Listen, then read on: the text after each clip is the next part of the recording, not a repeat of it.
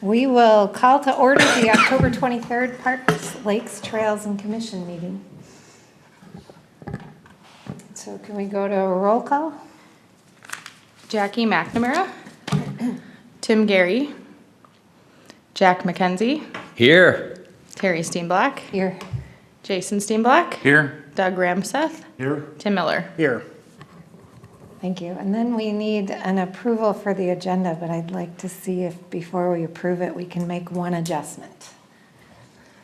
So what I'm wondering is if we can take the approval of the meeting minutes and amend the agenda to remove the approval of the minutes and wait until November 20th meeting, which would give us more time to review and approve all of the meeting minutes instead of kind of hitting them onesie, twosie. So Second. I guess that's my motion. Second. So we have a motion and a second. Any discussion? All in favor? Aye. Opposed? Motion carries. You and I.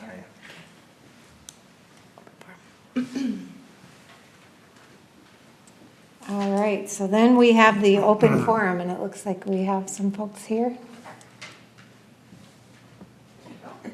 Thank you. So Stephanie Klein.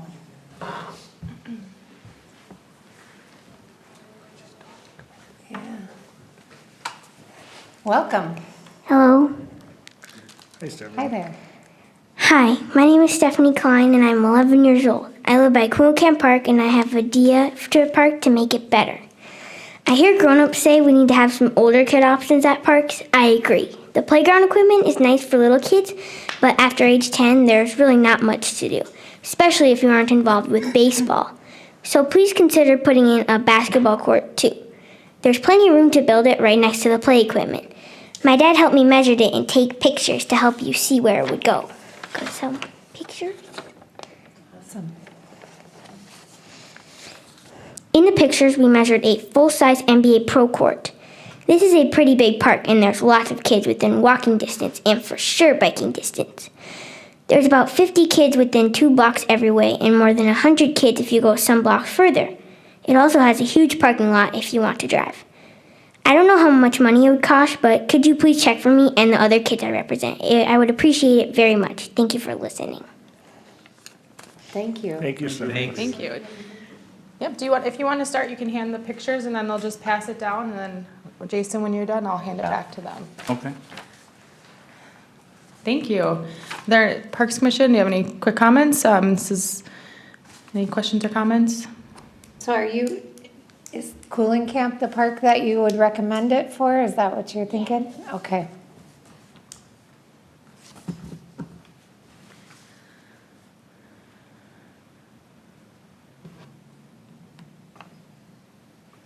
And are you thinking just one court or one basketball court? Okay. Perfect. So we Awesome. will Yeah, take we'll- that into consideration and look into some cost and review some additional details on that. I think we have one more on the open forum And too. then Susan Young is next.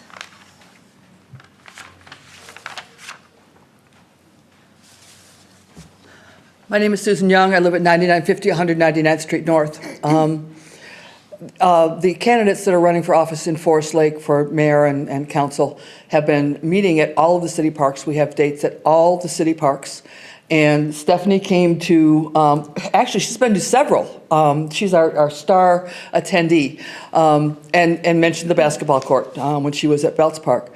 And as I've been to some of the other parks and talked with neighbors in the area, Clear Lake Park is another park where the residents there specifically said they were once upon a time promised a basketball court. And there is a flat area as you're looking at Clear Lake Park to the left of the play equipment that would be a very good place for a basketball court. There's great access off the Hardwood Creek Trail directly to that park. And it is somewhat undeveloped.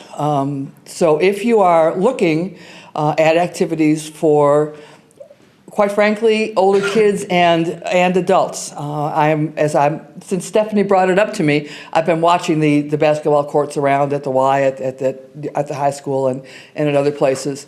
And there's a lot of adults that are doing pickup games there.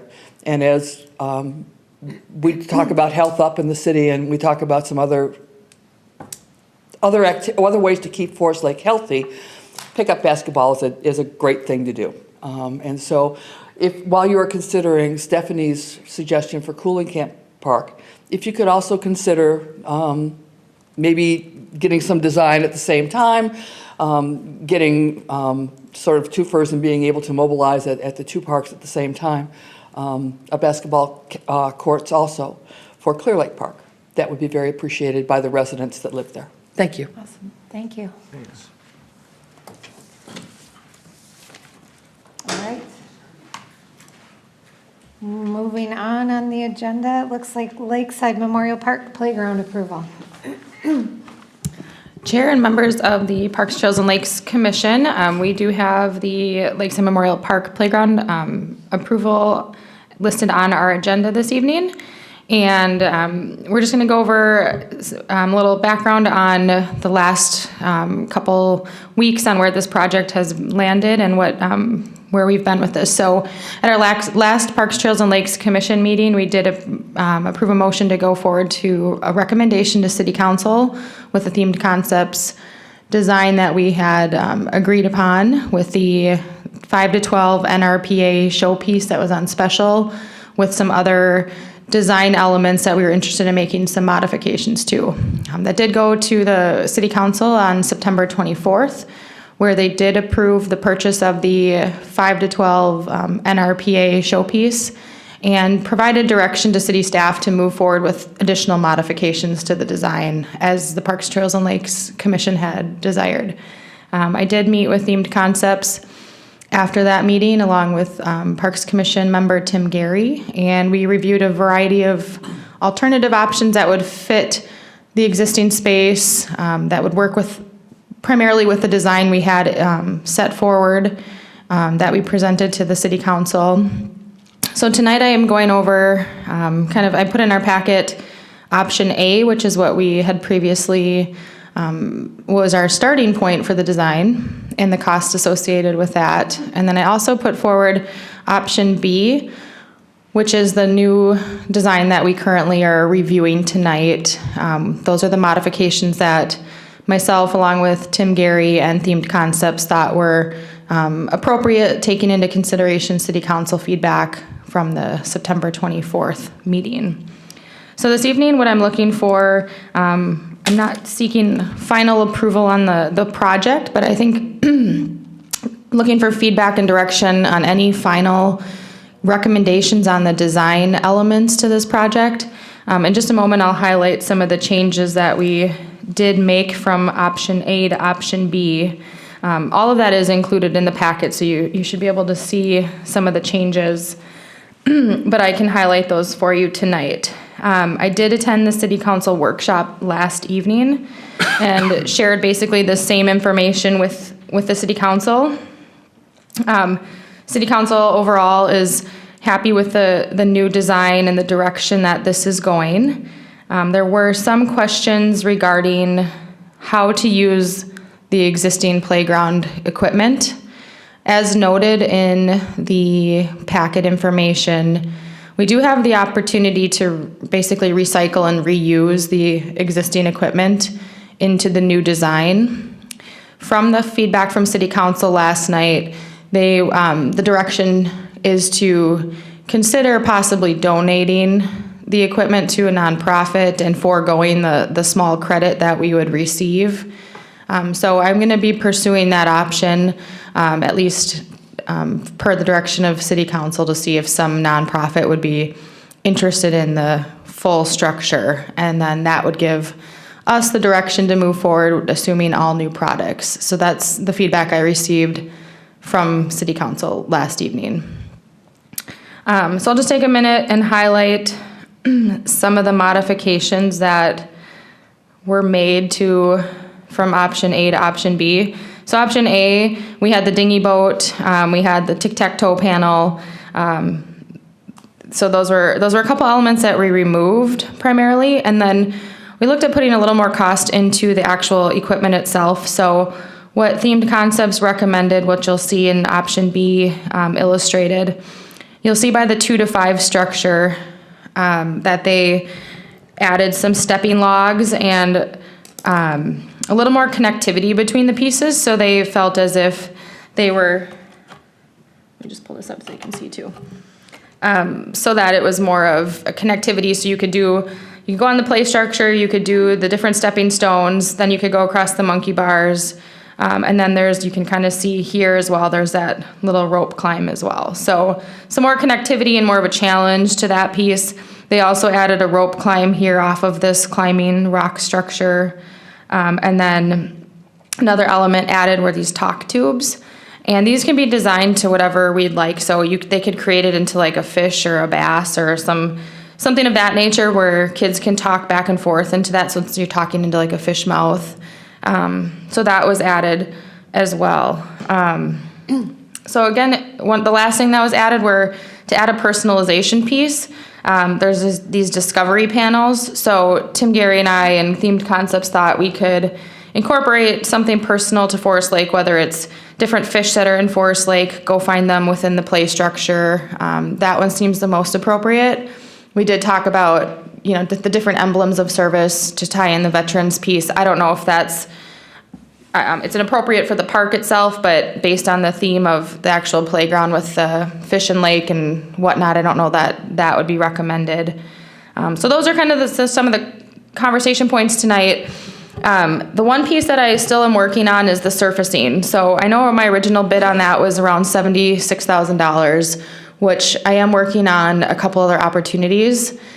At this point, I feel optimistic that price will come down to somewhere in the $50,000 range. So I'm working on turf as an option just to see the cost comparison to poured in place surfacing. And I just need a little more time to get through that. So tonight, what I'd like to do is go through any final design elements, any other conversation feedback on the project. Our next meeting is November 20th, and I'd have for you then a new quote if there's any modifications to the design and the surfacing. So hopefully our November 20th meeting, we'd have a final recommendation to City Council with the total project cost. So what you see for the project cost here would be if we chose to continue moving forward with option B, we know that we would potentially have this removal of existing playground, which is the $6,450. The concrete slab, that's $22,100. And what you see for option B, the cost for equipment is the $108,928.50. Again, from City Council feedback last night, they'd like to see if we can get a nonprofit interested in having the existing equipment, so we would not receive this credit of $4,129. So that kind of gives you an idea of where we're at right now. So you'd be looking at about $97,000 remaining due on the project, plus the surfacing.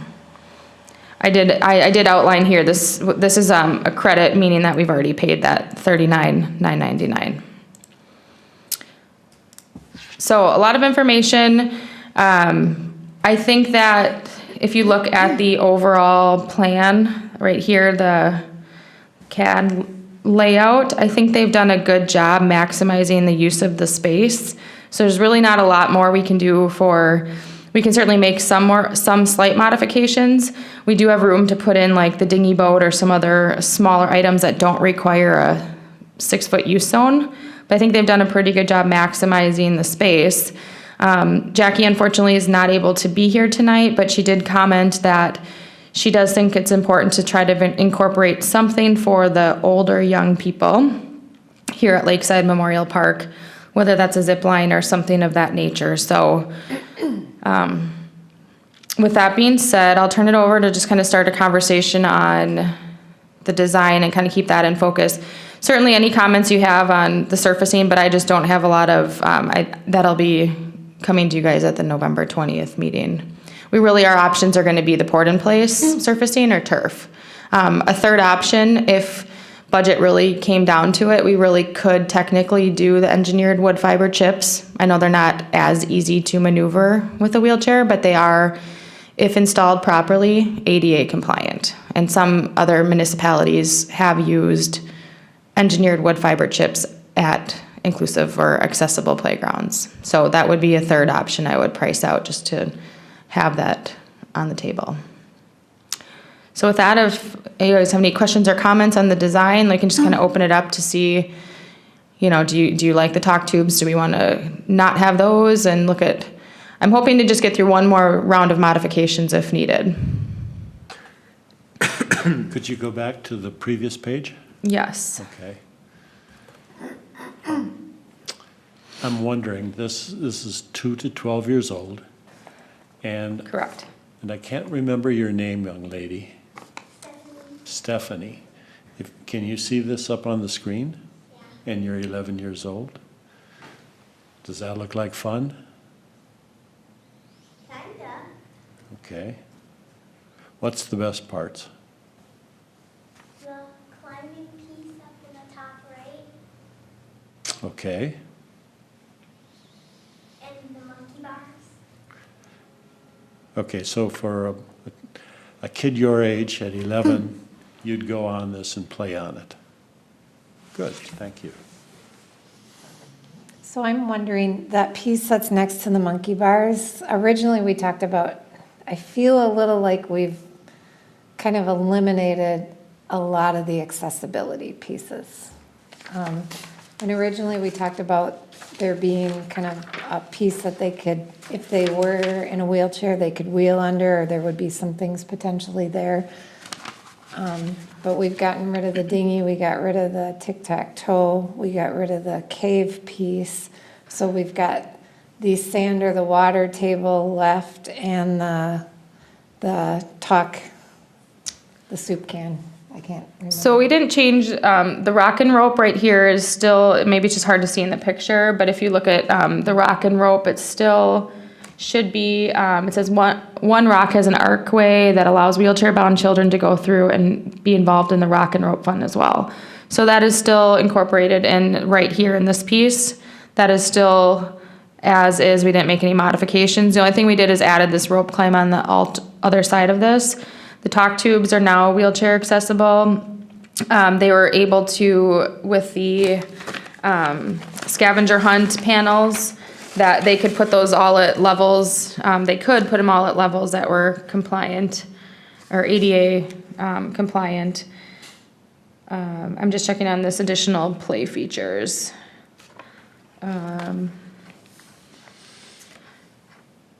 So I don't think anything other than the tic-tac-toe panel was eliminated from being ADA or wheelchair accessible. I think that the talk tubes added to that. But are you talking about a little pulley or something? Is that what you're looking to? Or, you know, we talked about, we were gonna have the telescope that would be up on top that would look out on the lake. Is there the ability to put one on the ground someplace as well? Yeah. That would be probably, it wouldn't take up a lot of space, but it might be in a good position where somebody could, without having to climb, could look at it. I don't know, I just was looking for. Yep, that's, and if you look at the quote, and I'll go to the quote here too, so you guys can kind of see, because everything on the quote in blue is wheelchair accessible. So I'll go to the new quote if you can just bear with me for a minute. So here's that scavenger hunt panels, so we could do, you know, fish that are in Forest Lake, and those can be kind of found throughout the playground. And something like that, I can get to the quote, and we can kind of go over some of the critter scavenger hunt is $2,469, and that is wheelchair accessible. They would put that at wheelchair accessible height. There is, Do we have that quote? you should have it in this packet here. I'll get to it so we can Oh, go there through it it is. together. Where's the chin and spin? Yeah, let me just pull that up here, custom to. Let me just get to the right quote, because there's a few of them, so I think this is the one. Okay. Disappeared. So we can kind of go through this, we can kind of evaluate briefly kind of what some of those additional items and the cost. So like the talk tube was $7,000. So is that something that, you know, it's kind of an expensive addition? Is that something, I know it's adding wheelchair accessibility, but I think those are some of the decisions we'd want to be looking at tonight. So the talk tube was that. The critter scavenger hunt, that was only $2,469. The chin and spin bar, that's about $3,000. I'm just gonna see if I can grab that information for you guys. And I do have on your individual computers too, all the packets pulled up on the small laptops if you want to scan through yourself, if there's something different you want to look at. So. Just gonna see if I can find that. I believe that chin and spin bar was a part of. It's by the overhead ladder, so yeah. that must be that pipe or that wire running between the cave and the ladder. Yeah, I think it's, Okay, yeah. I think it's this thing, because I think they can pull themselves across there. Okay. And then this is a fish like stepper stone that we can have. That's the double balance rope. That is the, thank you. Two ropes there. The chin thing is simply the chin up bar. Where is Yeah. that?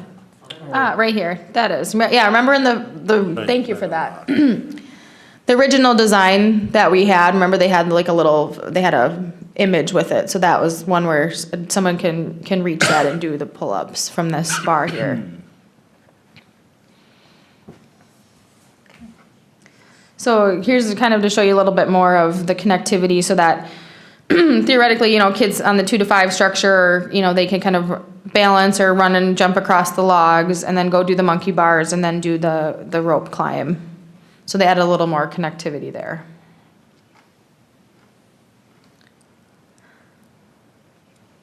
And I was just, excuse me. Let's see.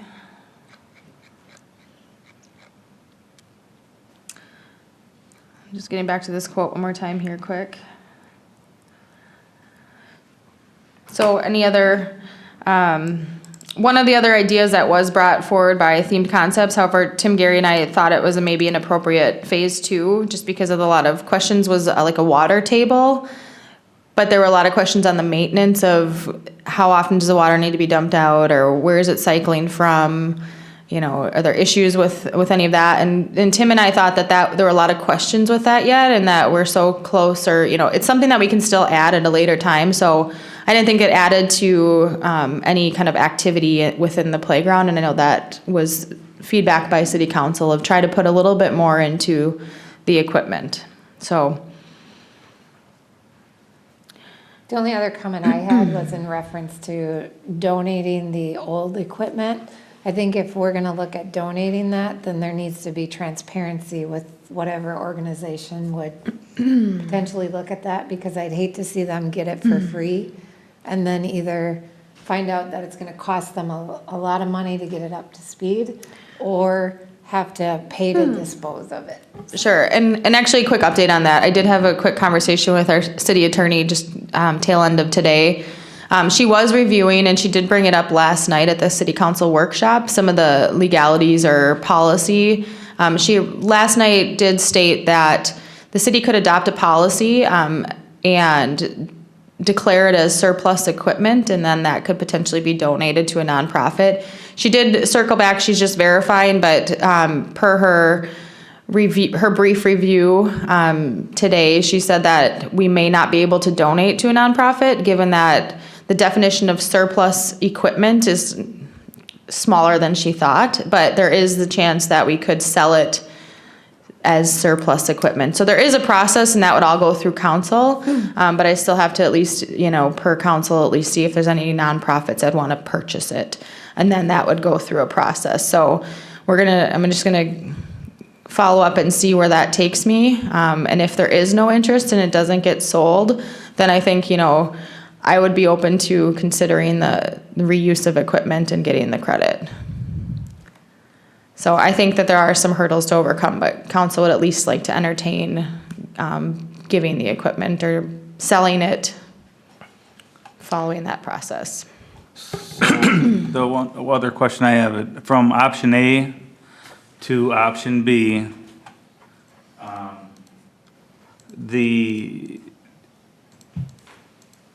that other climbing thing, it's off to the right there.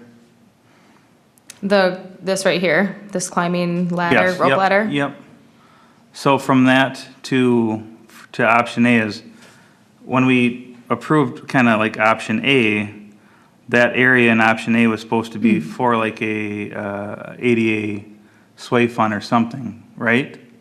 Not this area within the container space. We talked about a additional project where it would be located adjacent or off of a different path. So we'd have to create a different container space for that. Okay. So the Sway Fund has such a large, it requires quite a bit of space that it wouldn't fit within the existing container space design. However, adjacent to this area, there is quite a bit of green space that we certainly could add off of here, another containment area for that. Okay. I guess, I don't know, I like option A,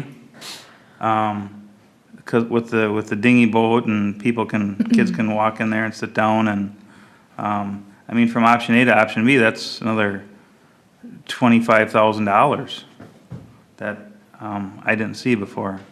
Right, and I think, and that's a good point, Jason, and one to be cognizant of is what is our overall, is there an overall budget that we still want to remain within, even if the cost of surfacing goes down, what is our overall investment? Do we want to be peaking up to closer to $200,000 for the project total, or do we want to still try to remain and like provide a good quality product, more in the $150,000, $160,000 range, depending on, so that is an extra $20,000.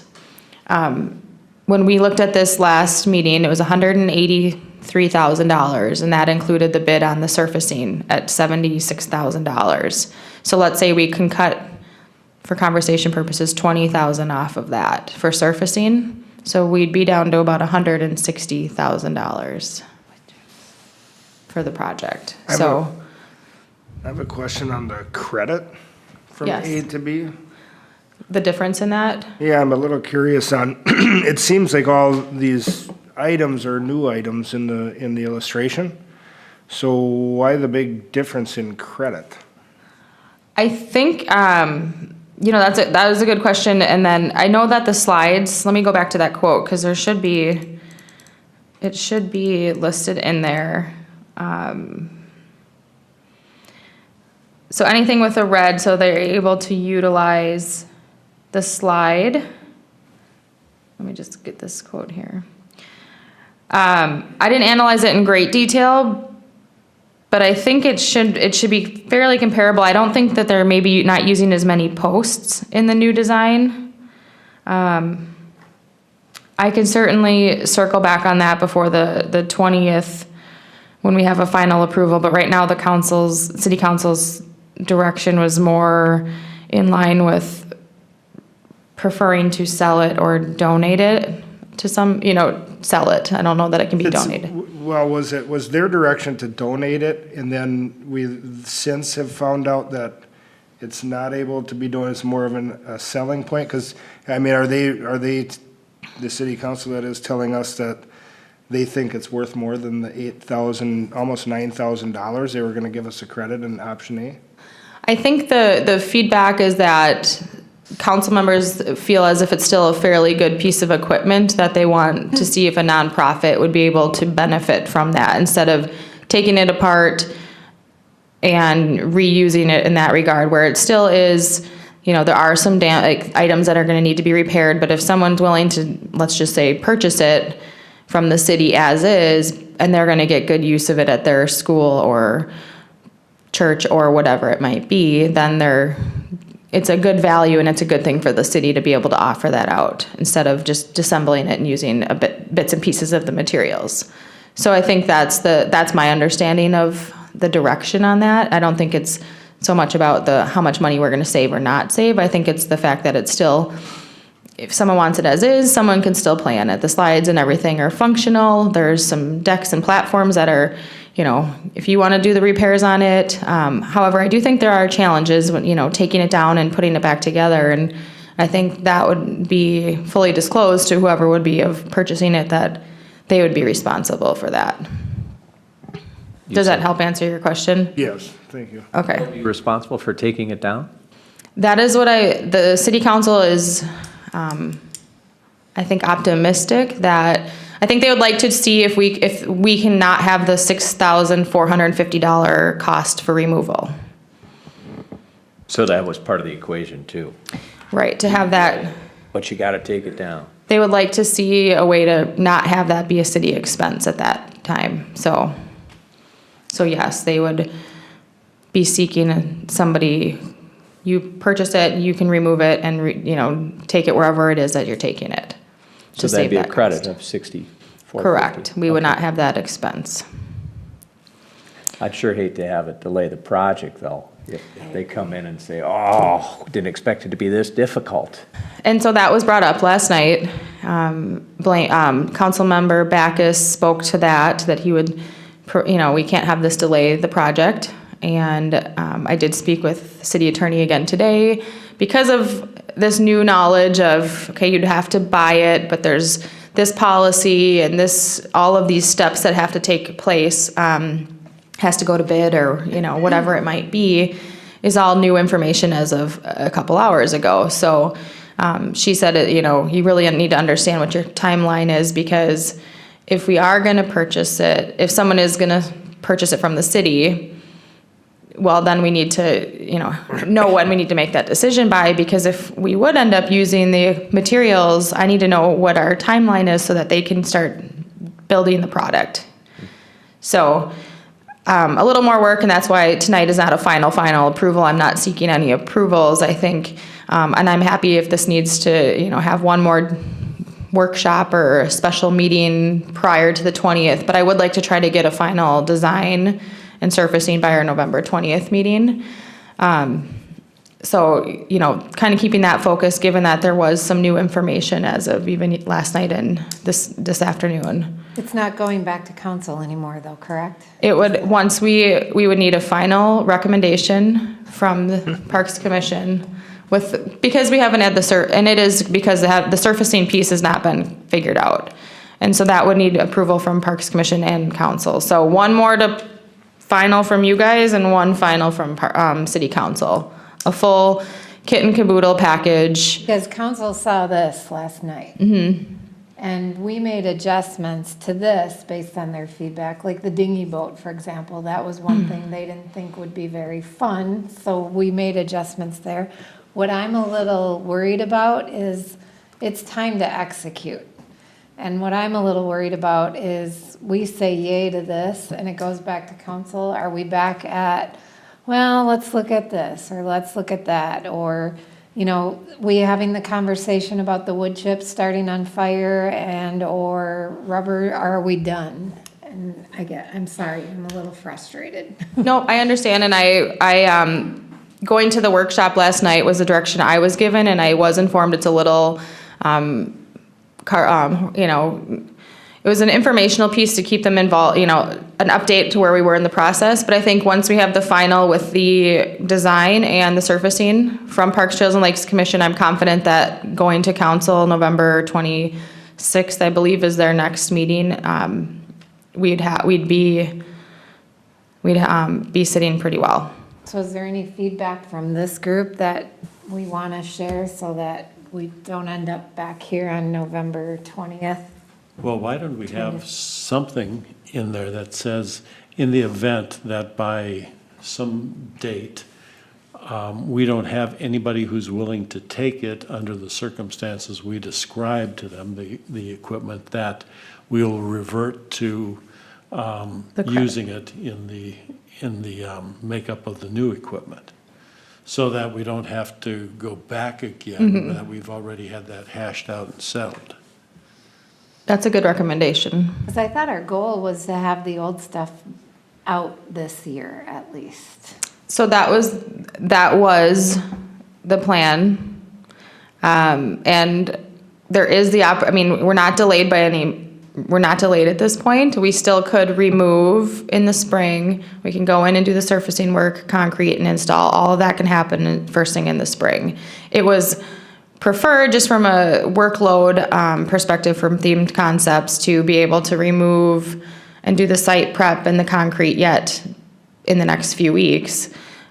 Preferred, not necessary. So I'm working with them on, staying on top of their deadlines, and I'm comfortable with where we're at if we need to be here, but I would say November 20th would be, when I'd like our Parks Commission final approval to City Council for November 26th, so that we can be sending in a purchase order and moving forward. And I think at that time, November 20th, we know whether or not we're using the credit or not. I think that's still a fair timeline. I know it's a slightly longer, but to my point of the surfacing, I know that that's a big important part of this. And still working on some of the quotes because there were some things quoted incorrectly on one of the bids that I received. And I'm just circling back because I think I think it's fair for me to give you guys the whole picture all at once. And I don't quite have that, and that's an important part of it. So feedback thus far is looking at putting something in if we can, that says if it's not removed or we can't meet that goal by X date, then we revert back to giving a credit as a recommendation when we take this to council. I think that's would be part of your recommendation you'd make November 20th. But you guys can certainly talk about that now of what that would look like. I'm just looking at a calendar quick here. Well, they have to build the equipment around what they're going to salvage from the existing playground material. So they have to know pretty quickly then if they're going to use it or not. They will need to know soon. I'm working on getting that timeline from them, but I know they said it was about 12 weeks production, I think. I mean, it's a good production time. But I know that we said if we had approvals by like December, we would be, I think, okay moving forward on the project. So that's why November I'm still comfortable with. But really at that point in time, there's no more design modifications or anything of that nature. You're going to see poured in place pricing. You're going to see a turf price, and that's going to be the best of the bids that I get. And then I will throw in there the engineered wood fiber chips. So you can see those in November 20th meeting, you'll have those three options. There's really no other options to consider that are ADA or wheelchair accessible. And those would be the best bids that I'm, getting. So that at that point in time, you're, kind of deciding on poured in place or turf. I think our engineered wood fiber chips is our backbone option. And I don't know that we even necessarily want to pursue that, but it's just an option, so. So then, but do we need to know by December do they need to know by December if they're gonna have to either not use this equipment to start working on the design or that they will? Do you know what I'm saying? Yeah, I asked them for census discovery last evening and even into today. I tried to connect with them. I didn't get a response, but I did send over an email as well, waiting to hear back on what that timeline and deadline would be. So I'm comfortable with where we're at, that we aren't gonna miss any, we're not gonna delay the process, or we're not in any form of jeopardy of producing on time. I think I'm still comfortable with where we're at. So I think maybe next time then we explore like what Doug is recommending, but we need to know what their time frame would be on the decision. In order to explore what Doug is recommending, we'd need to know if they need to know that they're gonna reuse the equipment by what date, or if they're gonna get new equipment. Right. In order for us to have that conversation in November. Because if they can't, whoever or this nonprofit is that takes out the equipment, if they can't get it till spring, does that mean it holds the whole project up? Right, we wouldn't let that happen, so we would need to know what that timeline is to make that decision if we sell it or not. Because if they're gonna reuse some of that in some of this build, what's their deadline? Themes, concepts, deadline. So Right. if we can just have that for November. And I will keep you guys informed. As soon as I find out, I'll send it over via email to keep you informed on this. And if we do feel the need to have a quick special meeting somewhere between now and the 20th of November, we would have that flexibility to get that scheduled. Kind of going back to the design, do you guys feel good about where it's at? Do you guys like the talk tubes? I mean, is there any design components that you think we're missing on or would like to see more or different of? I think that's important to make sure you guys all feel good about this is what we're moving forward. This is our recommendation. We know that it's going to cost X amount of dollars, which I have listed here. Are you guys comfortable with that amount from a budget standpoint? I know we had kind of tentatively penciled in $200,000 for this project on the CIP, but we do have other projects up and coming. So you'd be looking at the 108, 928.50 for the project, less, that's including this 39,999 that we've already paid. I'm comfortable, from my opinion, with it as long as it doesn't impact. We're spending more now than we originally were, and if that's gonna negatively impact the surfacing piece, where council is gonna say, well, because you spent this extra amount, now we have to go with fiber. I'm not comfortable with it, but as long as it's not gonna impact the overall investment. From the surfacing, do you guys even want to see the engineered wood fiber chips, or is that not an option from Parks Commission standpoint? So we'd be looking at just the poured in place or like a turf with padding underneath to meet requirements. I think the wood chips are messy and they get pushed around and they'll be out of the area, kicked out of the area, and you have bare feet and things on those, and I don't know exactly how these wood chips work, but I would think that's a real long shot kind of thing. So let's stay focused on poured in place or the turf. So I'll bring forward those two options. Try to keep that in, originally it was $76,000, I believe it was. Get my best bid on that, try to keep it closer to the $50,000. So let's just, for conversation, plan on about 50 for surfacing. And again, don't quote me, but that's what I think where I'm gonna come in around, depending on which product we go with. Could be even a little less if we decide to go with turf. So just kind of keep that in mind. I think that from the conversations with council, whether it been the last regular meeting in September 24th or the workshop last night, as long as the cost comes down from that original bid of $76,000, I think that definitely has to happen, and it will. And I think that they are in favor of putting in the poured in place or, similarly a turf to make sure that it's the right, surfacing for that premier playground. They're very supportive of understanding it's the premier playground. So we're going to put this a little bit more of an investment in our surfacing and that it's a wheelchair accessible park. So there is that support there. And I know that if we're in $50,000 price range, that'll be supported. And I feel confident in that. Can you have, just with that, I think it'd be important to know the use life of each. Because Yep. obviously poured in place is gonna come in higher, but it's probably gonna have a longer use life, so. Yeah, and that's kind of what I'm working on right now. There's an ergomatic and a aliphatic binder that you can put in with the rubber mulch, or not rubber mulch, but the mulch surfacing. So the aliphatic binder is one that's a little more, it's quite more expensive, but it also produces, it's a better product, so there's the longer lifespan with that. So I'm just doing a little more research and making sure that we're getting the best product and the best price.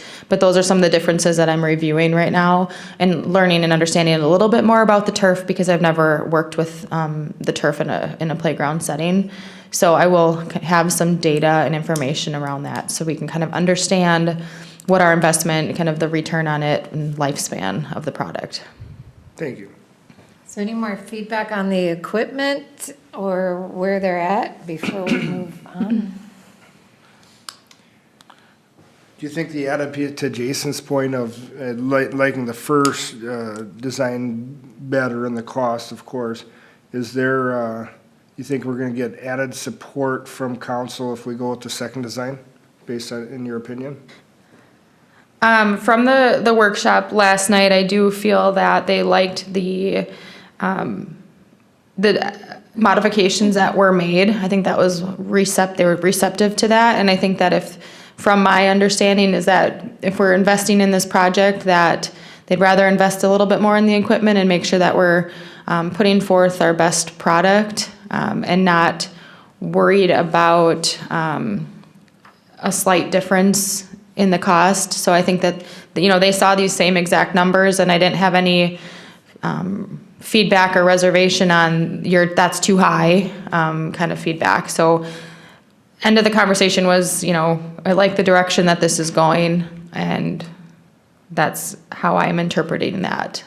That I think that there's the support with where we're at currently with option B, with the only, again, caveat of reducing that surfacing cost, which I'm confident we'll do. I guess I'm in favor of option A. That's what we put forward. The cost is down a little bit, versus going, and we're still getting a premier park. The only thing that we're adding on is that rock climbing thing and a climb bar, and that voice override thing. That way we could, because we don't get funds that much, and I think option A is a great idea. And then if we have funds left over, we can place another wheelchair accessible on the other side of the park, or on the other side of the pit. So those are my thoughts. My only concern with option A is we know there's elements in there that the council does not like. So if we go back with option A, are we going to be right back where we are?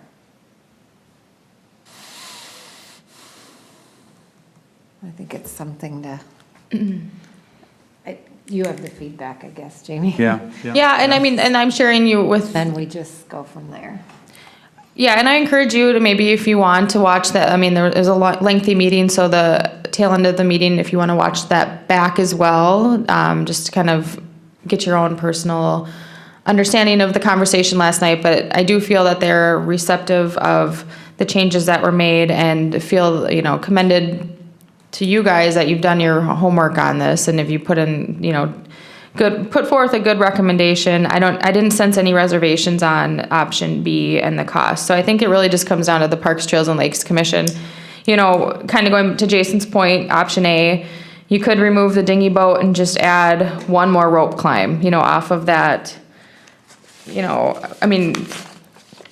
Do you want, I guess, are the talk tubes necessary for $7,000? Is that something that you guys think is a good value add? They're kind of fun, unique, and different, and it's a wheelchair accessible item.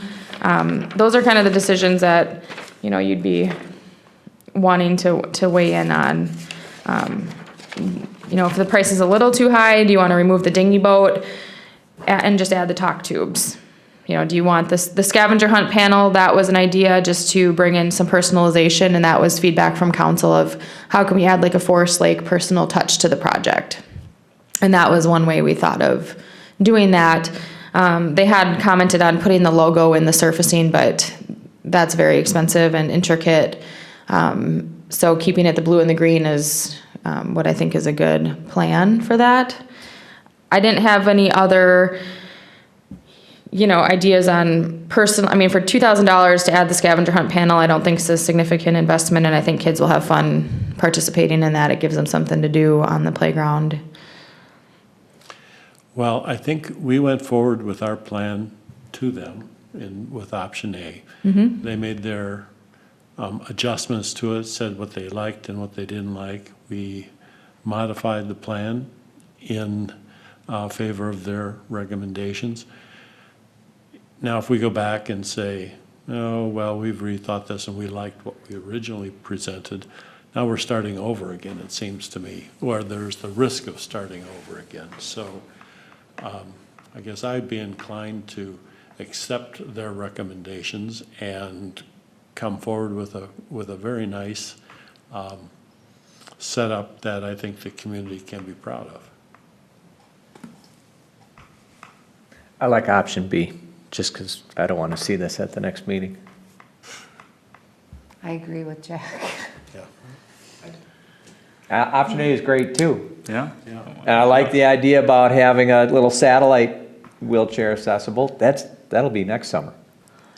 I mean, I guess you guys haven't approved official surfacing, but if you guys like option B as is, and if you're comfortable with city staff, me moving, I don't know if you guys need to approve the surfacing part of it, or if you provide a threshold up to X amount of dollars on the surfacing, you could, So when we originally brought this forward, we had the recommendation of the port in place and we knew what that price was at that point. So why wouldn't we just remain comfortable with that price, which was the 70-some thousand?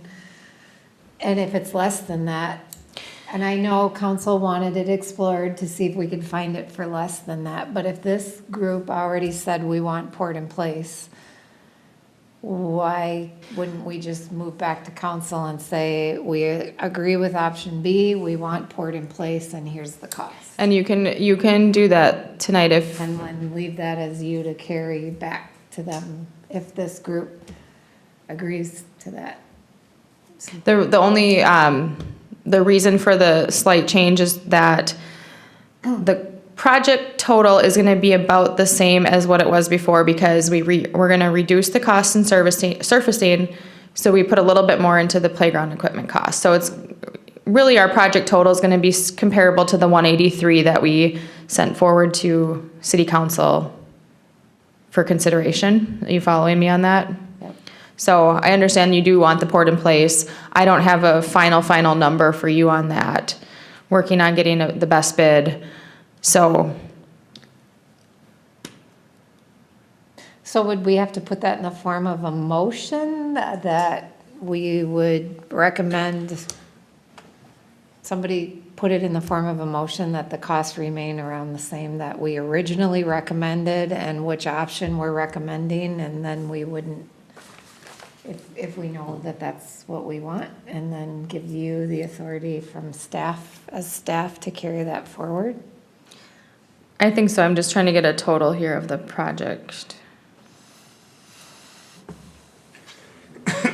So without the surfacing, option B is the $64.50 for removal, the $22,100 for the concrete slab, and then the equipment total of the $108,928.50, which is a total of $137,478.50. That does not include surfacing. So would the form of a motion potentially be that I make a motion that we allow up to $138,000 on the equipment piece of this element, recommending the council option B with the cost of up to $138,000 and an add-on for the port in place when we know more about that cost? I think it needs to be a little more specific on the port in place surfacing. And I think you're getting to the point of anything less, I mean, you'd be comfortable with anything that was less than the original bid. I would be comfortable with anything that was up to the original bid because we originally brought it forward to saying that this was the total cost, which I don't have. I'd have to dig it. I can get it for you too.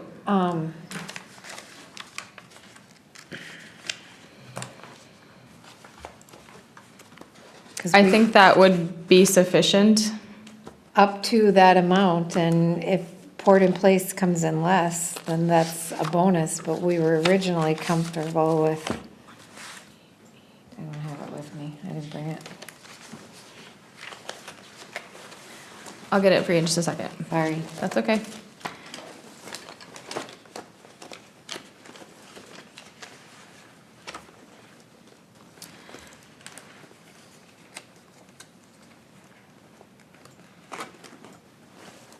I'll have it in here in a minute.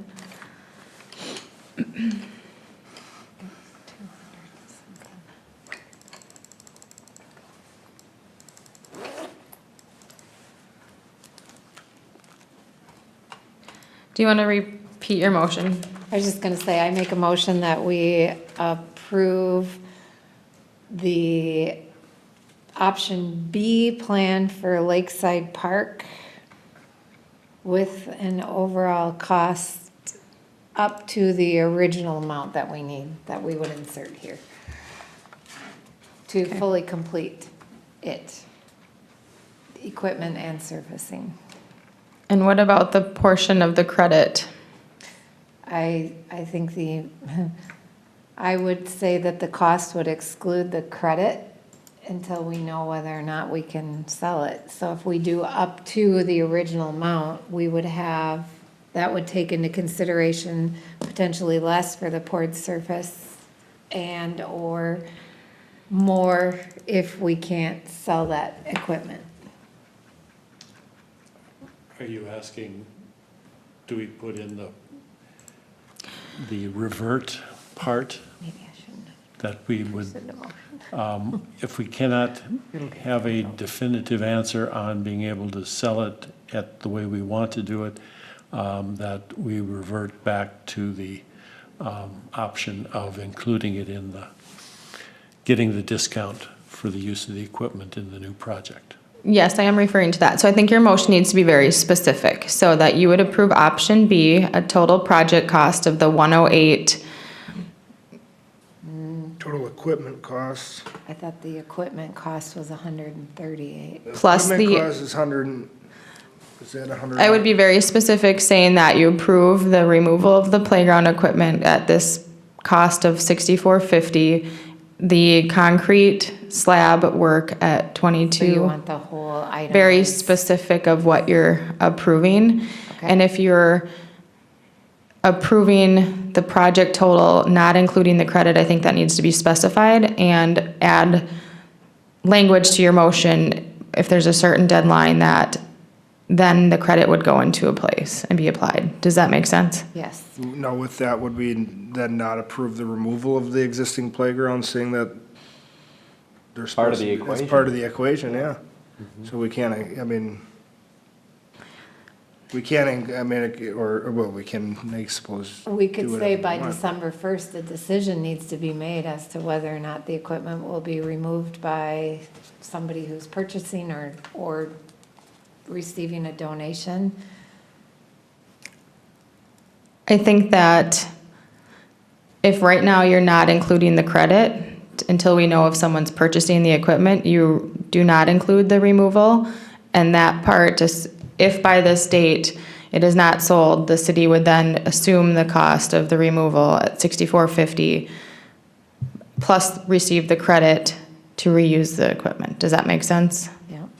Yes. So would you like, can you amend your, or give your motion a shot? Okay. Specifics. I make a motion that we accept option B with the cost of $6,450 to remove the existing playground, $22,100 for the concrete slab, $91,632.75 for the playground equipment. And we revisit the credit for using the material after or by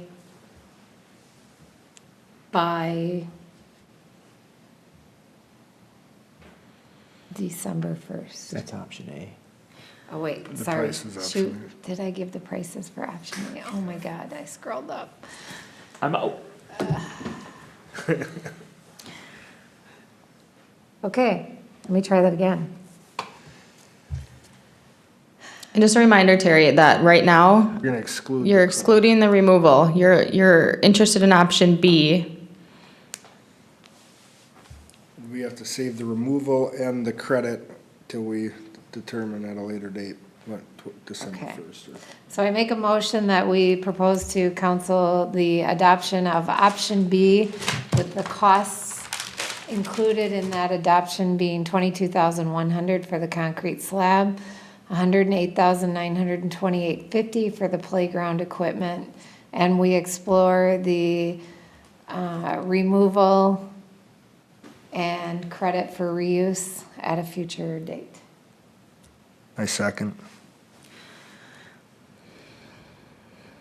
All in favor? Wait, we have to discussion. Oh, that's right, Discussion. I forgot discussion. A big part of this that's missing is the surfacing. And that needs to be included in the motion. Okay, So you need to have, So what was An the, amendment. what was the original cost that we all said yes to? That was like 70, 200 and some, the total cost of the whole of project. the whole project was 200 and some. Give me 1 minute here. September 19th. Okay.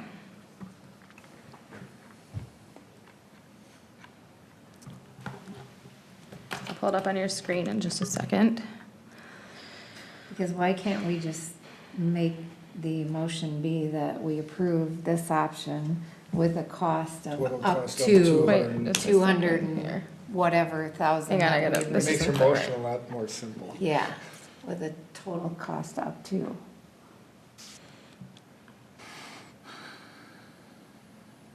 I'm just trying to locate this here. Hold on. It was in should have been our last packet. It so I'm was in just our trying- last packet and I didn't bring the Here we last go. packet with us. I thought Here we I go. did, but I didn't. Apologize.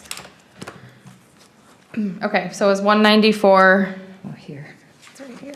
865. And was that after credit, but including removal? This was taking the credit, let me just verify that.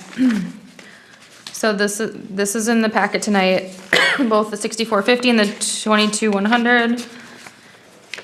And I believe that was taking the credit. Yeah, so that was taking that credit. So this 82,714.50.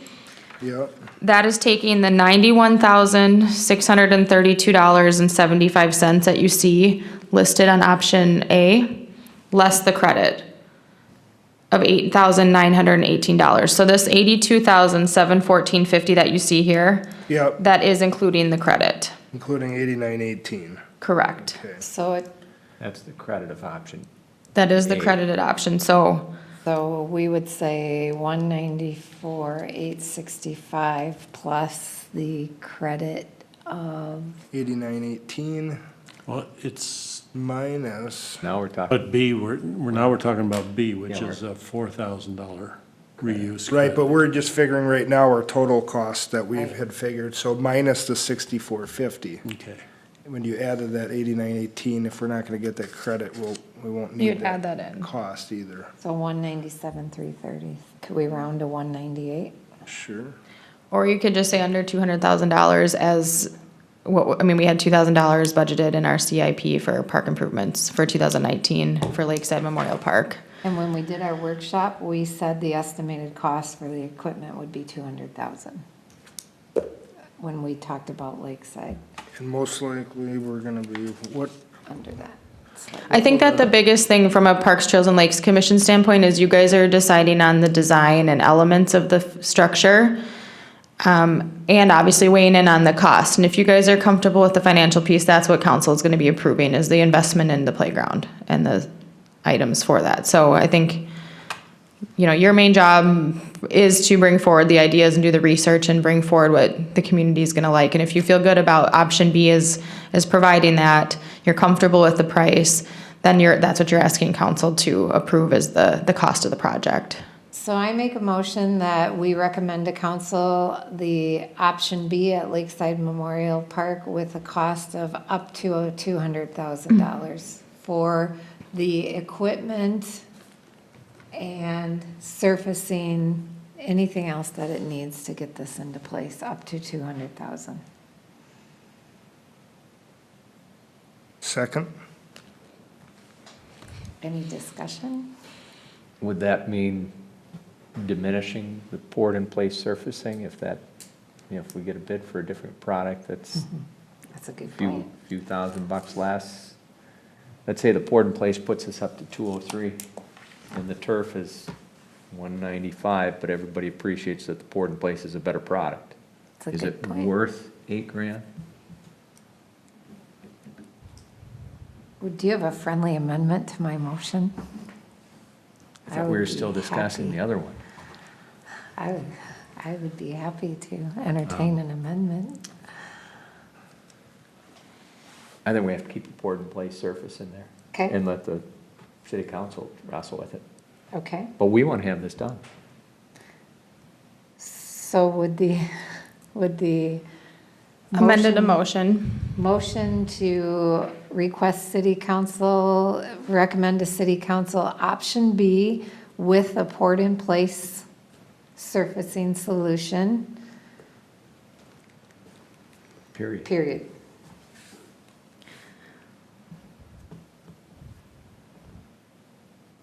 Second? Third? Under $200,000. Or no, that's it. So, You're saying you want the option B with poured-in-place surfacing. correct. Seemed like poured in place was a pretty high priority at the previous meetings. The only problem is if we don't put a cost on it, what is the, So we're at, what's the total right now? 133,350 plus 83,600, which we say it's gonna come in under that. I'm optimistic that it will come in Is it, under that. what is that? but we know Yeah, worst tonight. case it's 83.6 because we have a bid already on that, worst case. Correct.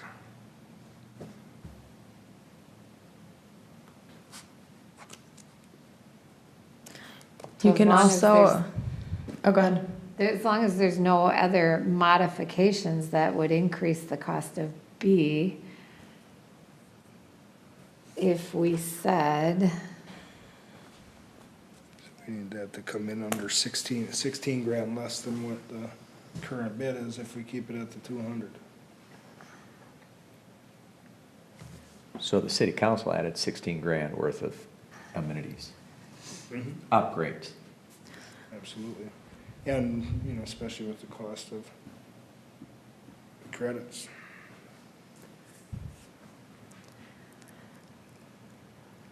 If you're not, I'm not trying to set you back and you can keep going forward on this motion, but you could also withdraw if you think you need more time. But it's up to you. I'm not trying to set you back. I just don't, I agree with Jack in the, if we're talking about this same thing next month, and we're rehashing equipment and costs, and at some point, we have to pull the trigger and do something as a committee. I think if you're, and I understand the concern with that, I think my recommendation would be if we had a brief one item, agenda item for a special meeting in a week or two, when I just have that surfacing piece, I think it's gonna be clean cut and very easy to approve a motion to city council. I think I don't know that, Okay, I think it'd be a lot more clean and crisp to go forward with one final approval. so I will withdraw my motion with the caveat that we move on to the next agenda. I'm confident that if you guys are set with option B, and that's where we needed to be tonight, I'm not going back to theme concepts for any modifications. That cost right now is the 108 price, and that's what we're gonna be planning for. We're not gonna plan for any credits right now until we're able to determine in the next week or so if somebody is able to purchase the piece of equipment. I should know in the next week if someone will want to purchase it or not. I will be making calls starting tomorrow to local nonprofits and see what that process is. I think that's a big variable that, again, came up last night and into this afternoon. That will then be able to help formulate a strong motion to city council whether or not we are recommending the reuse of the equipment for the credit or not. And I will have some surfacing pricing for you. I'm 90% there. I had to circle back on a few things that were quoted incorrectly. And I think that it'll be a very clean, crisp way to move forward. And then no circling back. If you guys still want to move forward and don't want to talk about this next month, I can see how quickly that can happen and keep you informed for a special meeting. The next city council meeting is November 5th. So if things come together quickly in the next few days and you guys are able to collaborate, we don't have a lot more work to do. It's a little bit of question on if someone wants to purchase the equipment and the surfacing piece. I wouldn't work too hard on who wants to purchase the equipment, because they're gonna have to haul it out of there, and it's only a $2,500 swing. Very small number in comparison to the whole project here. And that gives me great heartburn because we said we didn't, the cost to reuse it somewhere else. And I know there's no level 1 safety issues, but I still, nonprofits, money is very valuable to a nonprofit. And to ask them to purchase this equipment and then pay to potentially pull it out. And if they can't fix it, they have to potentially pay to dispose of it. And it gives me heartburn. Feels wrong to me. But that's my own personal opinion. You're saying just go with the bid of removal, Go with the bid of and get the removal credit and and get it done with, giddy up. instead of trying to push this off on somebody else that's gonna have to invest in it. It was cheaper to buy new equipment than to refurbish this. That was Yeah. our original conversation. Yeah.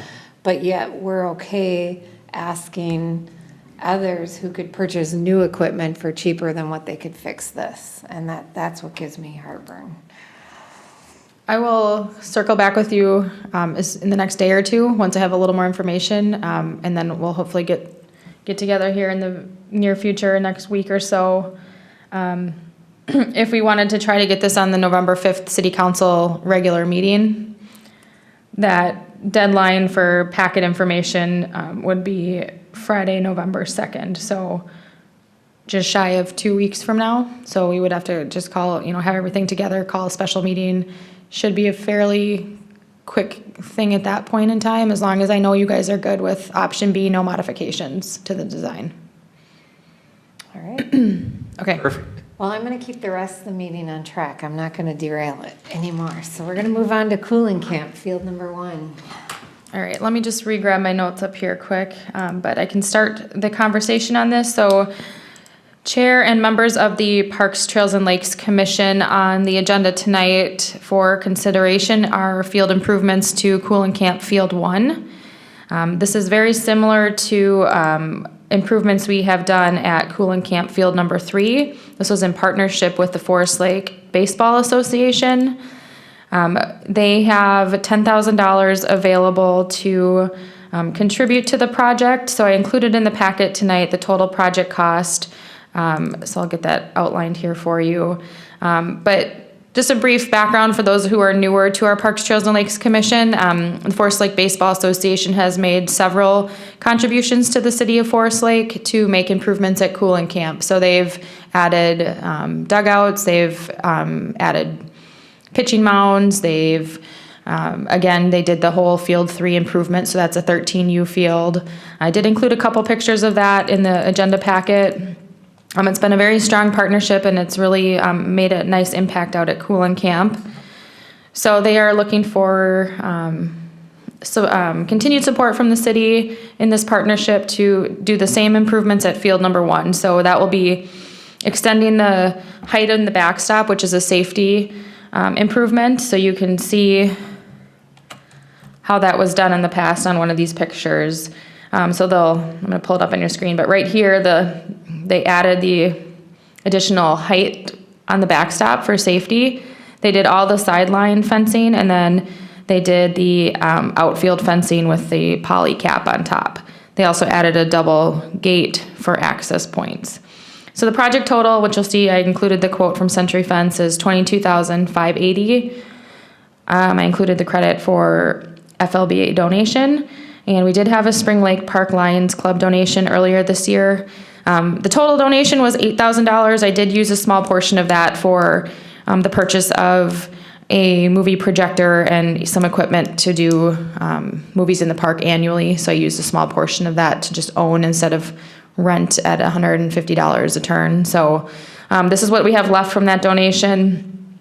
So our portion coming out of the park's maintenance budget for 2018 would be $5,225. This project will be pending approval. The project could be completed in 4 weeks and be ready in November. So with that, I am looking for approval of this project, with City of Forest Lake contributing the $5,225 coming out of our 2018 budget. Do we have money in the budget? We do. And this is the budget section that if we don't use it, we lose it. Generally speaking, there would, yes, but city council would be potentially open to carrying over some of those funds that has been brought up at the city council level. But it is for maintenance and improvements, and this is how we funded our portion in the Field 3 project. So when we did our little workshop a few months back, Cullen Camp, the field improvement was on that list as something we wanted to do as a priority. We estimated the cost at that time to be $23,000 with a $10,000 donation from FLBA and the 8,000 Lions donation. So we're right in alignment with what we estimated and prioritized. Just throwing that out there for background information. Thank you. And what's the maintenance budget that we have left? I think if I recall correctly, there was like 20. We have about Three. $23,000 remaining. Well, I'm a baseball guy, so I like it. I like the partnership. I mean, this is how we get things Yeah. done around here. Yep. They're giving they're a great the partner. 10 out of it, and Tell me why Spring Lake Park donates Sure. to Forest Lake. It was a donation that came in. They do some of their gambling locally here in Forest Lake, and so they wanted to give back to the Forest Lake community and graciously chose the Park and Rec Department for providing that donation too. Okay. So do we have a motion? I'll make a motion to approve the $5,225 for Coolan Camp Field 1 improvements with Forest Lake Baseball Association and their partnership. Second. So we have a motion and a second. Any discussion? Hearing no discussion, all in favor? I, Opposed? Motion carries. All right, next on the agenda is the clock donation for Lakeside Memorial Park. Right, Chair and members of the Parks, Trails, and Lakes Commission. On the agenda also this evening is a consideration for a clock donation for Lakeside Memorial Park. I'll give you a little bit of background about this. There's an individual who has some roots to Forest Lake area who is interested in donating this. The clock that would be donated is a 2-dial E. Howard post clock replica with chime, and that's retailed at $18,031. And this individual would be paying for the cost of it and the freight to City of Forest Lake.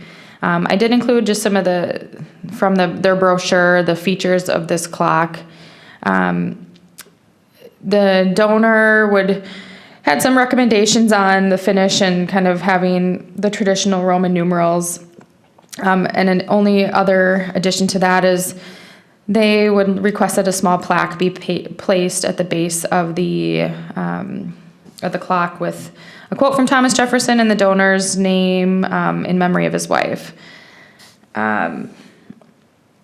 With that being said, the city would be responsible for the installation, which I don't anticipate as being a significant cost and just something that can be assumed in our maintenance and improvements budget.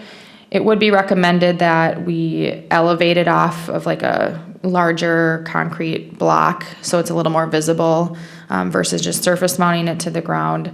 The clocks are custom made and the delivery is about 10 to 12 weeks from the receipt of a purchase order. So I did contact the clock company, Electric Time, and they have been working with this individual directly and said this is a very nice clock that has been picked out, and certainly if we had any specific questions about the clock, we could reach out to them. Tonight, looking for some input and feedback from the Parks, Trails, and Lakes Commission if there's interest in this for Lakeside Memorial Park. It is requested that it's somewhere on the Veterans Memorial site, which I know is a project that's pending, but there is, a lot of opportunity within Lakeside Memorial Park for the clock. This is an electric clock. It requires us running an electrical line to it. I don't think it requires, yeah. I think it's. It does. It does. The shop drawing below Yeah, shows the conduit Okay. coming up from out, so we're gonna need to I was wondering what that was. run electric from the closest point I guess we can. So that's something from a cost perspective we'll need to look at. Good point. And a frost footing? I would think.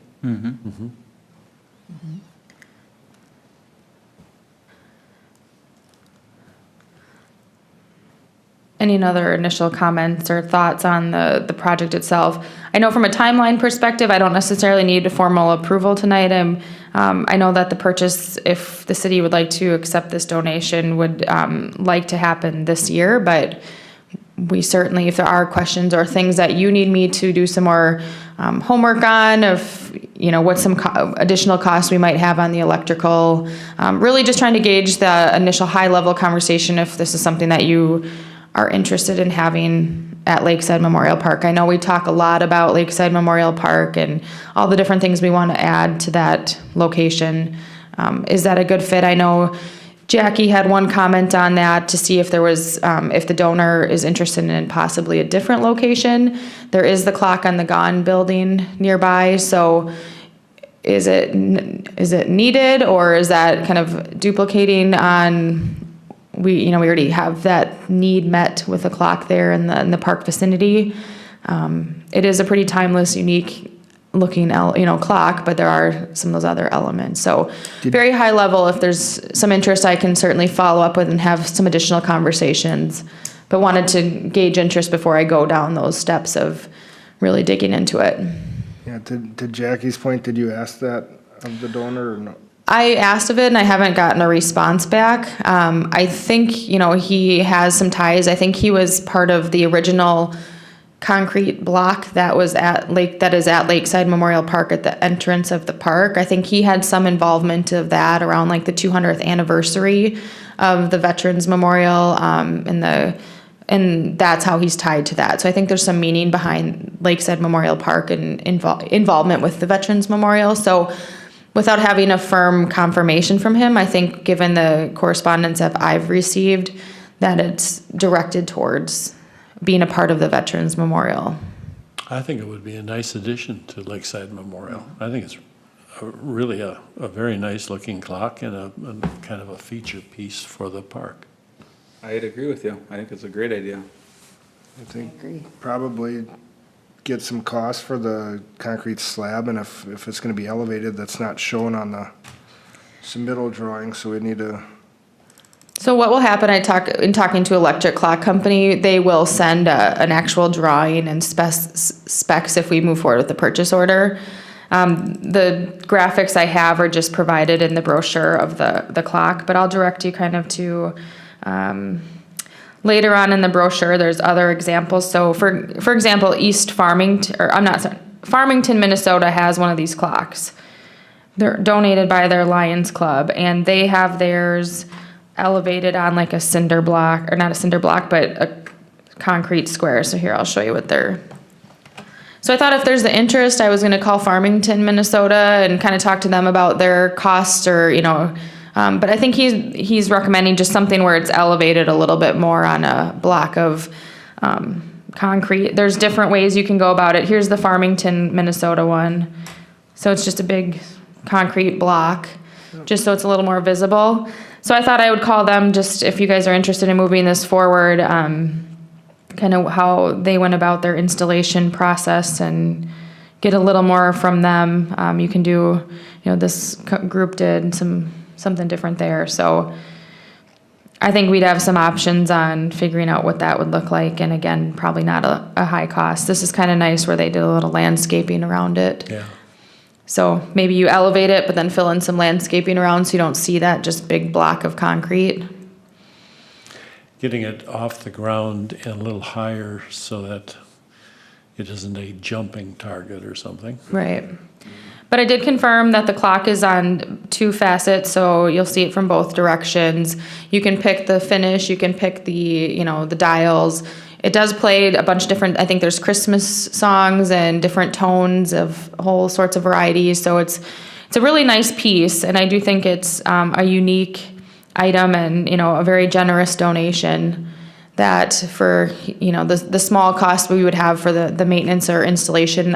Personally, I didn't think of the electrical cost, but I'm assuming that's pretty minimal, and we use a lot of electrical at the park anyhow. So maybe it's just the setup is what I need to confirm of how to run the conduit and probably need to know where you want to place it so that the run from the electricity, for the electricity is known.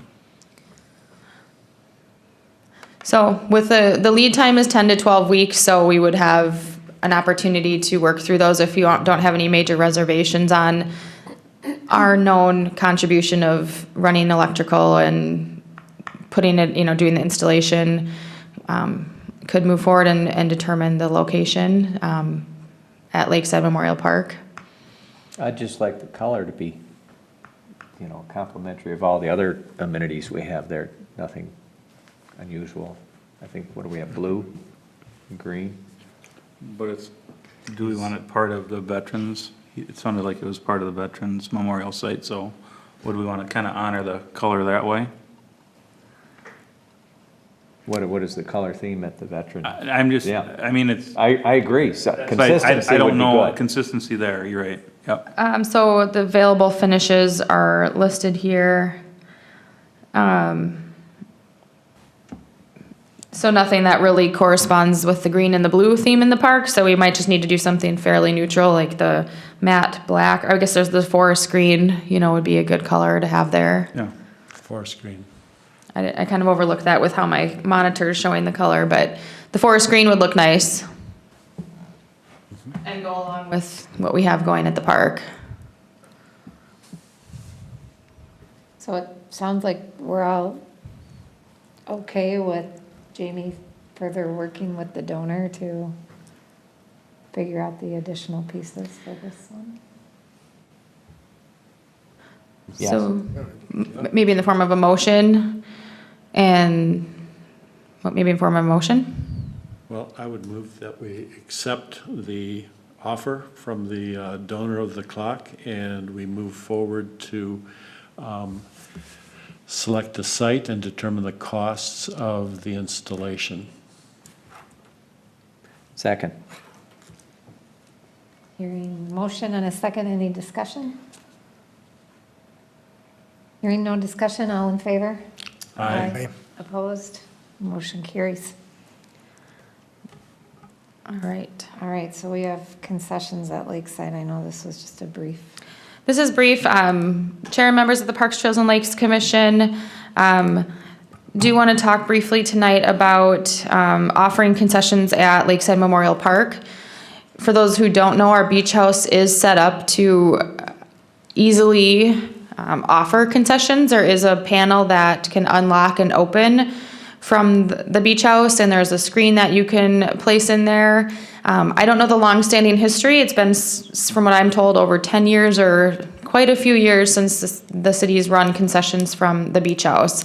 The idea is to, it's not something that the city would want to necessarily staff and take on, but it's a nice amenity to have down at the beach for freeze props and candy and soda, water.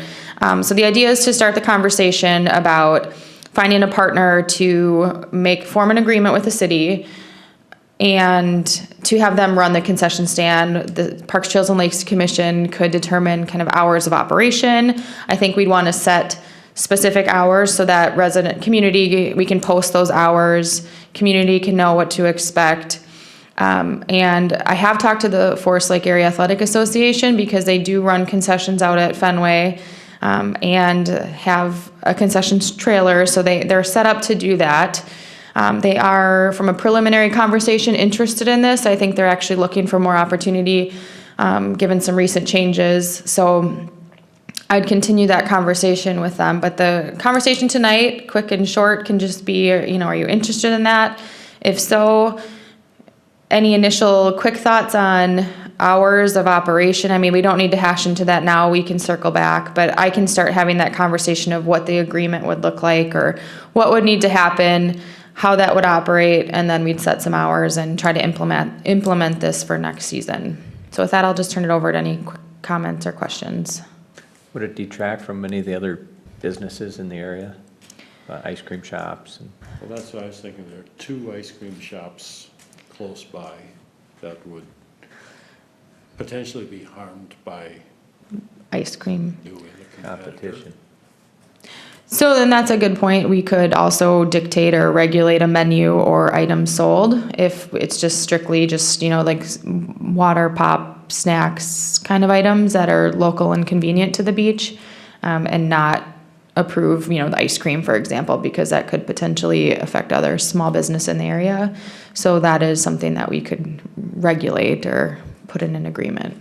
Could we explore, I know there's some other cities that do something like this. Could we explore what they do? And I'm sure in some cases, there's businesses that are close to them, how they deal with that, and have you come back and share with us? Yep, absolutely. What's And I started happening? a little of that research too. Perfect.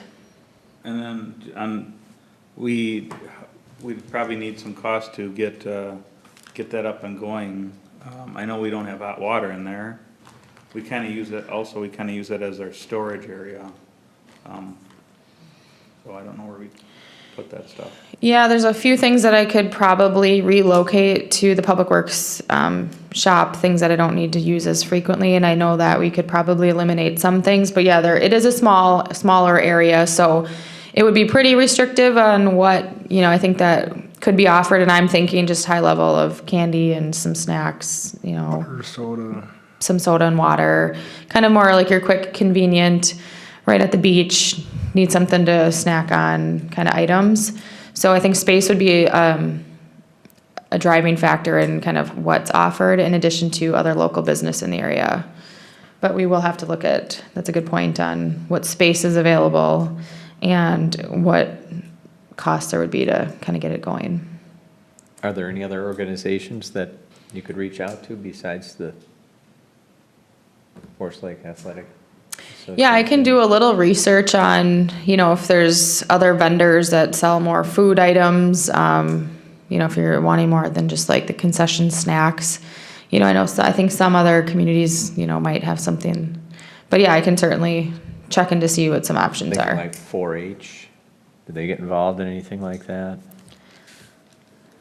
I will do some research, but it sounds like you guys would at least entertain or be interested in exploring some options to open the concession stand in some form of an agreement with another partner entity, not run by the city, where we then can figure out what that agreement looks like, what our cost sharing on that might be if, determine some of those guidelines. So that's something you guys would be interested in.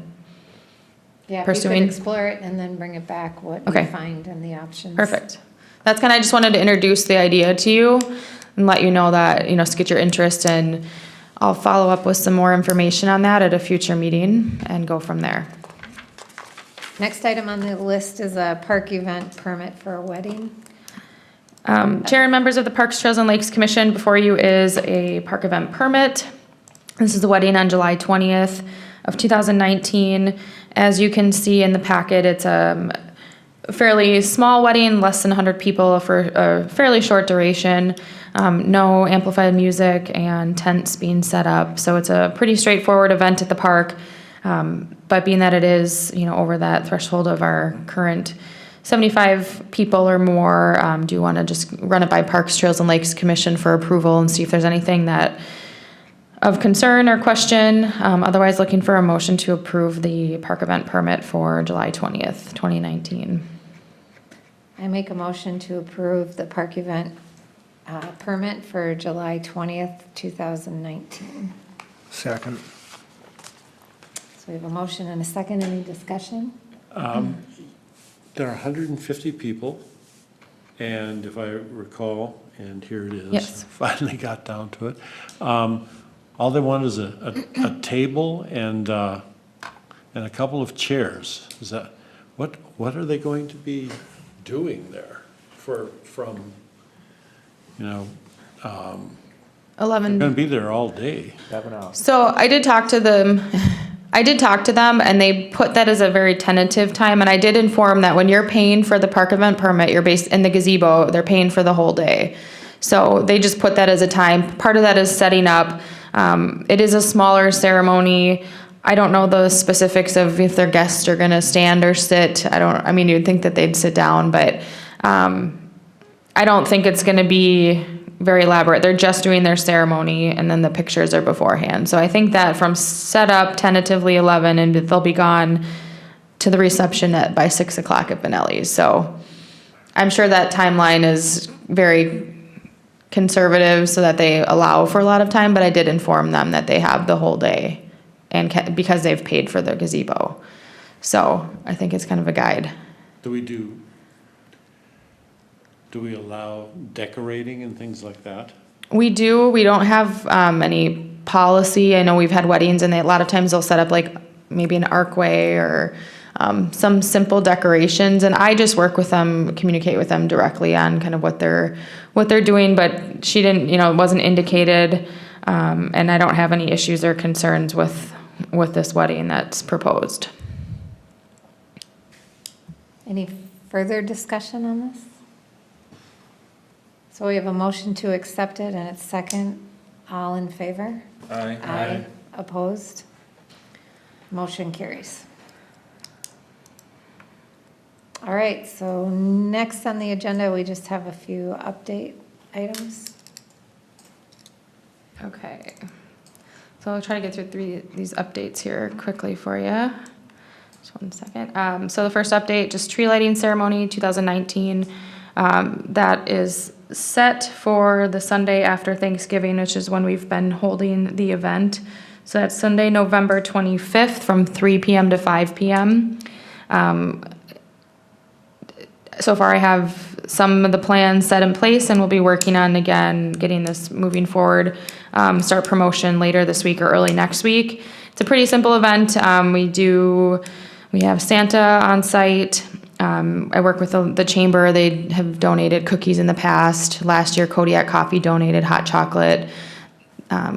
We worked with the American Legion. They're on site, and then the Children's Performing Club and the local Dance Factory will be there to perform. So just kind of an FYI, save the date.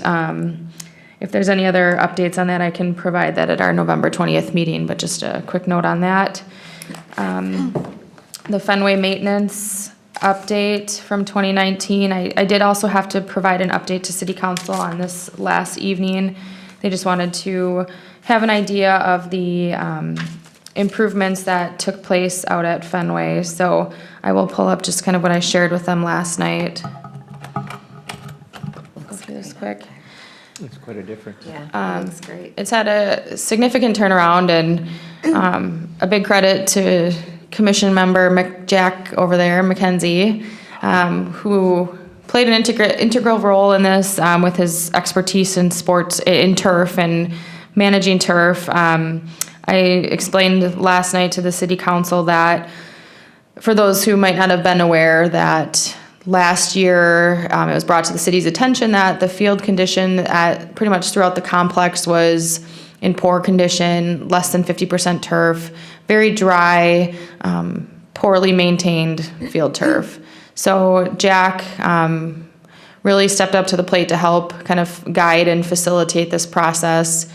We had Minnesota Sodding Company out to do a professional evaluation of the complex and clearly stated that the whole complex was deficient and lacking nutrients in the turf and really just poorly maintained. The concern was specifically around Field 5, which is the baseball field with a grass infield. It had a lot of crabgrass, weeds, and Jack's the expert in this that can speak to it. And he can certainly comment on this as well. So long story short, Mogren Aeration came in and did a fantastic job to restore the field. They aerated, overseeded, fertilized. Last year we also noted that our irrigation system at Fenway had significant damages, so our public works crew came in and did a great job with some significant repairs to the whole irrigation system. So this year was the first time our irrigation system was fully functioning and on a really good schedule. So along with that, FLA worked with a new maintenance provider, which is Walker Enterprises. He runs and manages the golf course, Castlewood Golf Course in town. So I think with really good feedback from that, I'll kind of go through some pictures here. This was October 2017, so this is just after the field restoration. So prior to this, it was maybe 25% turf, and it was very dry. So this is pretty amazing that we got in and got that taken care of. And again, kudos to Mogren Aeration for the work they did on that.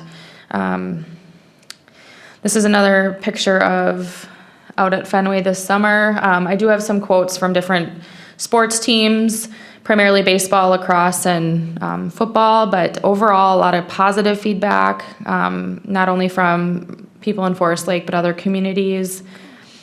It played well throughout the whole season, and one of the best fields that we've played on all season long. They, again, it was in such good shape, they wanted to even have a home tournament there. This wasn't even a consideration last year because they were barely making through at the end. And also the communication between FLA and the maintenance provider was at top level and everything was very good. So a couple pictures here of the multi-use fields. Lacrosse commented that it was much improved from last year and they didn't have to cancel or move any games. So on another note, I know that FLA has already booked some pretty big tournaments for next year, so that's positive.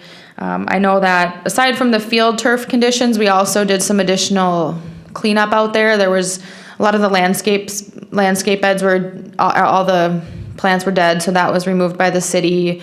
We took care of all the landscape beds. In the spring, we're gonna replace a few dead trees. We have someone out pouring some concrete today for some storage containment areas for the black dirt and egg lime, so they're going to have a nice storage container, so that's going to be better maintained next year. They're going to add a little storage shed to help keep things, put away and neat and tidy. So overall, I think everything has turned around pretty well over at Fenway. I'll just show you a couple more if my computer doesn't freeze on me. These were sent, this isn't from a drone that Walker Enterprises provided, but this is one of the Oh, hold on a second. I hope this works. Let's see. Let me see if there you go. So this is from the drone. This is one of the softball fields. Here's the field 5 baseball field, which I think that looks pretty good, given the condition that it was in. And then here's the football field. I know this looks like they get a lot of wear and tear. So we were talking about, overseeding, but overall significant improvements, from the year before, and then here's just kind of a panoramic view that they sent of the complex. So I think we're in a good position. Hopefully, continuing that moving forward. The Minnesota Sports Turf Association, which I know Jack's familiar with, does do a Field of the Year award program. So I'm going to submit an application for that for Field 5, and I'm going to try to get that in by Friday for that consideration. So with that, if you have any questions, I just wanted to give you guys the same update and let you know that things were very well received and positive this year at Fenway Park. They look really good. Could the commission send a letter off to Jeremy and his staff, thanking them for such an outstanding job? That would be a great idea. Yeah, thank you. Any other questions on that? How do I Okay. get my grass to look like that? Yeah, It's really. not as hard as you think. Go to Jack's seminar. Yeah. All Thanks for the right. plug. Let's see. So next, Special one for members. one second here. I gave 9 last year. So the next update, the budget, I can just pull up our budget report here quick. There's nothing notable. We haven't really spent much over the last, since the last meeting. Just kind of sitting tight on where we're at with the maintenance budget. We will see, this is the maintenance budget here, the 5,200. So I'll just kind of show you quick, some of the key things. I'll highlight it as we talk about it, but maintenance and park maintenance and improvement right here is this account. So year-to-date variance we had 22,184, so close to the 23. So we're sitting at about 46% budget left. So again, we'll see that one deduction come through. I may have some other smaller purchases of, maybe a couple dog garbage stations to put out at different parks. But I think, if you have any ideas or additional things that would be nice to have in parks, please email me or contact me in the next week or two. And then if we need to make any approvals at the November 20th meeting on a list of any final purchases that would make sense that we need for next year, certainly let me know if you have any ideas on that. Have we done anything on the chess tables? Yeah, that was I'm gonna do that as an other update. So I've been working with him. I can pull up and show you where we're at. He's picked out the table. The chairs are pretty expensive, so I'm working with him on that piece of it. I want to make sure that if we do it right. You know, he has the table is like $1,800, so he can cover that cost.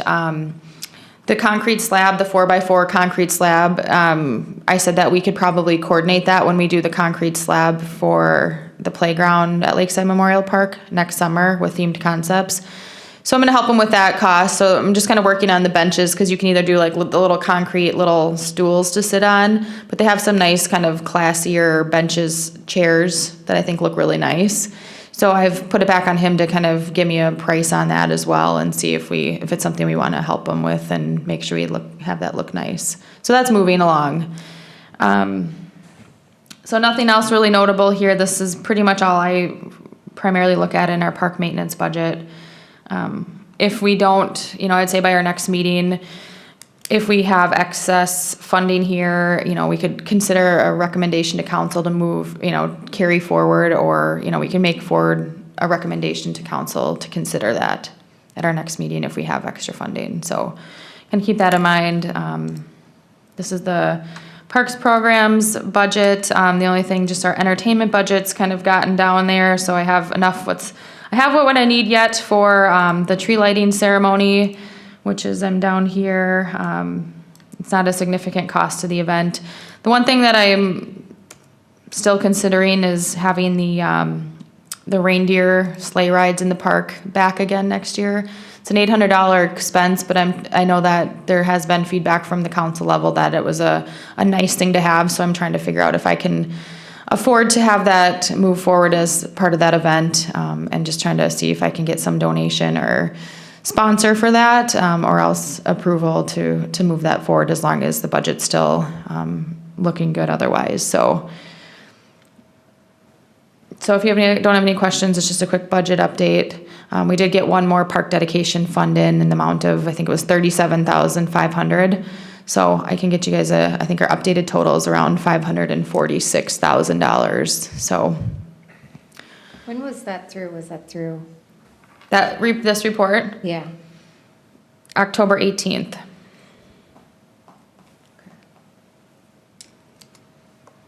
you have any questions? I can ask you offline. Okay. All right. And let's see what's next on my updates. I have updates from the commissioners. Anybody have any updates? No. I have one comment on Susan Young's comment about Clear Lake Park and adding a basketball court there. And she said off to the left of the current playground setup, it's a swamp. So if it floods every time there's a little rain, and it's got standing water a lot of the time. So it'd be an expensive proposition because you can't drain it into the neighbor's yard, which is also got water problems. So that would be an expensive, and I don't know if it's practical to put something there. That's a good point. I know that park has had some drainage issues. I know Public Works is aware of it, and I know that when they do a street project in the near future, meaning the next year or so, they're going to be able to do some additional work to the park to add some additional drainage, drain tile and whatnot. But there are some issues there regarding the water, so that's a good point. And I think, I'd have to talk a little bit more with Public Works to understand if it's even, what that would even entail. But there are some issues there with that. Just one more update, quick, kind of going back, but the Southview Park, at our last meeting, we had sent that forward to City Council as well. And I don't know if any of you followed the City Council meeting September 24th, but that did not go through from the council level. The concern is the location being kind of off the beaten path. I did explain that we would move the park sign so it's a more visible from Georgia Avenue and people could see it, and explain the intent of a neighborhood park.